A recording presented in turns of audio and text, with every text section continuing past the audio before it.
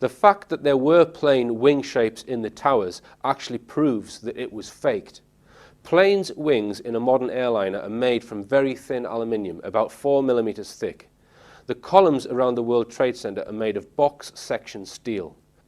Aluminium is a much softer metal than steel, and it is physically impossible for an aluminium wing to slice through steel, as the resulting images seemed to show.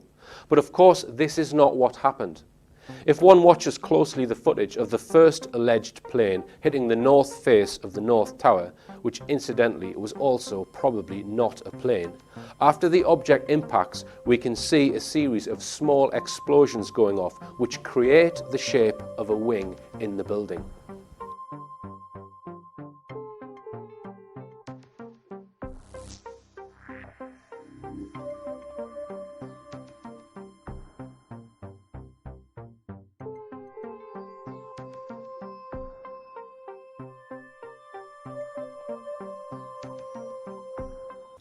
The second question about what happened to the planes and passengers is not quite as simple to answer, but other researchers have addressed this point and cast doubt over whether the alleged flights were anywhere near the towers at the time of impact.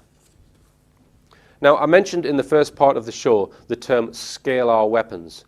Last year I interviewed researcher Miles Johnston, and in this clip he tells me about a ham radio operator called Ron Adams. Now, ham radio is a fascinating subject, and I do wish to cover this in a future show. And Ron Adams was quite a clever chap, and he analysed the strange woodpecker signals which were being picked up by his ham radio. We've had Ron Adams, for instance, which was in the basis tapes. About a month after I interviewed him, he was killed. And that's because he was... Yeah, I saw that interview. He died. Isn't he a radio expert? He was a radio ham. He was a very intelligent person. Yes. And he was also detecting the scalar wave woodpecker signature. Yes, I heard that. Now, radio amateurs know about... Is that coming from From Russia. From Russia. At the time, there was anybody who was a radio ham or listened to the shortwave band would find that anywhere they tuned in across the whole swathe of the shortwave band, you had these click, click, click, click, click. Actually, what we can do is show show a clip of Ron Adams, who demonstrates here the woodpecker radio pulses that he picked up on his ham radio. So you're able to pick up on your radio receivers certain pulsing waveforms. That's right. That's right. For mind control. Do you think that that's happening a great deal here? Do you think there's a? I tend to think so. Yeah, I think it's logical. It's been experimented what sort of with frequencies for years. do you think we're talking about? We're talking about ELF frequencies and VLF frequencies. We're talking about, for instance, the thing called woodpecker. The signal. There's this signal emanating from it's supposed to be emanating from somewhere. In the USSR, but it could be. I mean, the thing could be underground, but it's transmitting millions of watts. This thing, it's sitting at the moment. I mean, I can demonstrate this if you want to hear it. Yeah. I mean, there's no problem. Let's turn on the. Let's just punch in the frequency. There it is. Now that's woodpecker. That's sitting at 100 kilohertz. It used to be all over the shortwave band. Now this is just below the range of the domestic radio receiver, which stops at 150 kilohertz. This is sitting at 100. Now this is transmitting millions of watts. That's a very strong signal. I mean, if you look at the signal strength meter on that receiver, and I'm using a very simple aerial. Now, anything with the correct resonating structure is going to be vibrating like mad with that signal. And looking at the thing on an oscilloscope, I haven't got one set up here, but the basic carrier wave of that 100 kilohertz, superimposed on it are little peaks of about 7 cycles, which is alpha, roundabout alpha. So there's this basic 100 kilohertz carrier wave that's carrying something else, and it's all over the place. You know, you can hear the signal strength.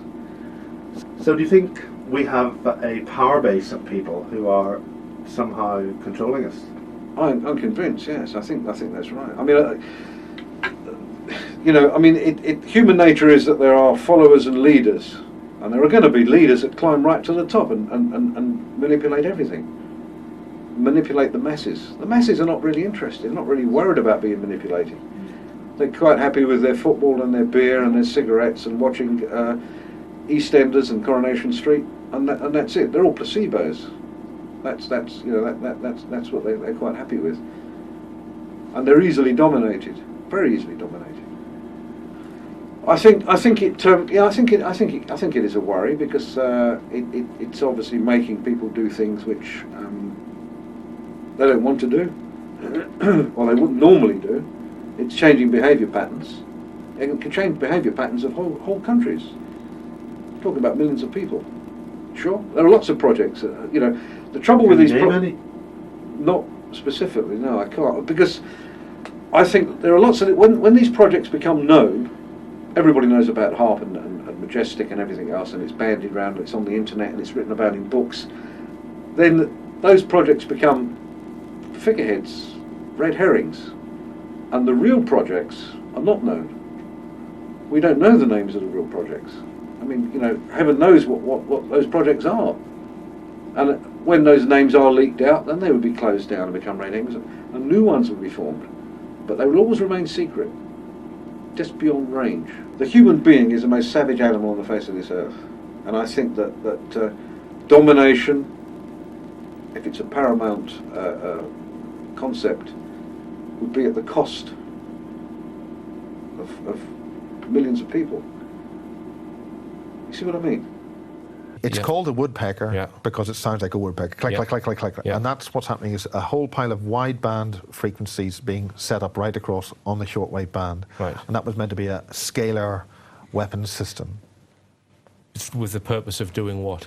Scalar weapons systems was a weather modification thing where you have one set of pulses which form like a grid, and when or a sort of linear lines of frequencies which go over the horizon. Right. And if you get the two scalar, that's to say, a scalar wave is half of a vector wave, which is what normal electrical light is. To put it in very simple terms, but when you combine the two frequency sweeps, you get a matrix or a grid system. Yes.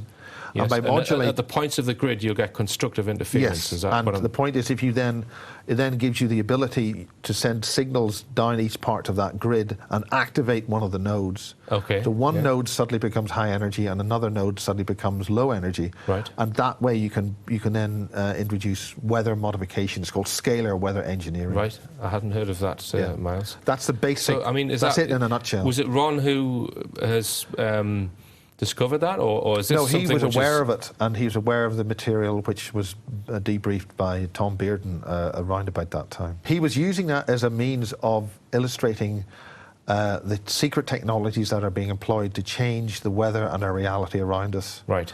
And he was aware of that in terms of how the Illuminati type of scenario is evolving with some kind of secret group of people who are changing our planet and controlling us for mind control purposes. What would be the point of using that technology to control the weather then? Is that well, if people don't realise, if people think everybody's got the fear state about the weather changing and where we get the violent storms from, but what people have got to understand is that from at least the 1960s, there's a technology known as scalar weather engineering, where essentially using fairly straightforward technology, you can transmit radio waves to any part of the globe to introduce what's called cold explosions or earthquakes. You could earthquake technology. Okay.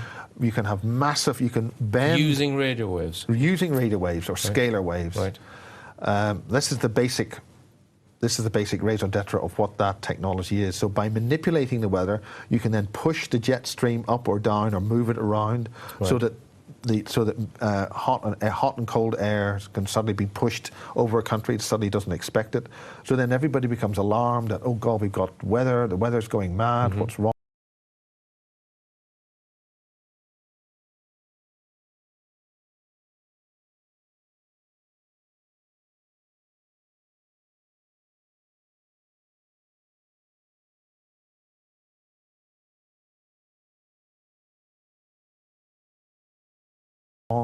And these grids, if you're careful, you can see them in the clouds, the way the clouds form long lines, and sometimes they sort of like clip together where the node is activated, and you have like a scalar burst, you feel like a radial pattern in the clouds. Okay. And it's a bit like the old Japanese flag, the rising sun, where you get a set of clouds which narrow in on one particular point, and that's a cloud, what's called a cloud radial, or they're known as Wilson's cloud radials, and they have a particular signature, and the size and shape of the clouds is determined on the power and frequency used in the scalar energy.